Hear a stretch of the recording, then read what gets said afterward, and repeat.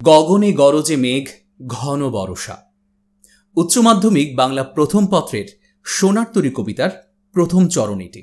রবীন্দ্রনাথ ঠাকুর রচিত এই চরণের শব্দার্থ কি, মর্মার্থ কি, চলুন জানা যাক। গগনে তথা আকাশে, গরজে মানে গর্জন করছে কিংবা ডাকছে, তাহলে গগনে গরজে মেঘ অর্থ দাঁড়ালো আকাশে মেঘ গর্জন করছে বা মেঘ ডাকছে। ঘন বরষা, বরষা অর্থ বৃষ্টি।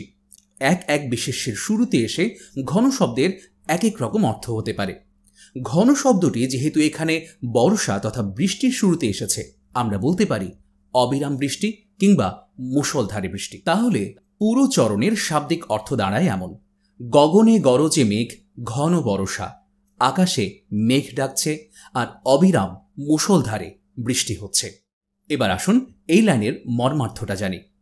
কবি রবীন্দ্রনাথ ঠাকুর এই চরণের মাধ্যমে, এই বর্ষা প্রকৃতির মাধ্যমে মানুষের জীবনের বিপদের সময়, প্রতিকূল সময় কিংবা মৃত্যু পূর্ববর্তী সময়কে তুলনা দিয়েছেন।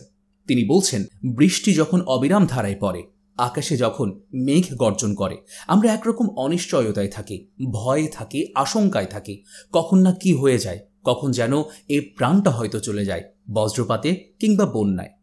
তেমনিভাবে আমাদের জীবনে যখন কোনো বিপদ আসে, যখন আমরা প্রতিকূল পরিস্থিতির মুখোমুখি হই, তখনও আমরা ভয়ে থাকি। কবি এর পরবর্তী লাইনেই বলছেন, নাহি ভরসা তথা কোনো ভরসা নেই, যে কোনো সময় যে কোনো কিছু হয়ে যেতে পারে। অতএব আমরা বুঝলাম কবি বর্ষা প্রকৃতির এই রূপকের মাধ্যমে মানুষের জীবনের প্রতিকূল পরিস্থিতিকে তুলে ধরেছেন। এখন কথা হচ্ছে, এই চরণ থেকে প্রশ্ন কেমন হবে আর উত্তরই বা লিখব কিভাবে, সেটা না হয় অন্য কোনো ভিডিওতে। ততদিন লাইক, শেয়ার, সাবস্ক্রাইব।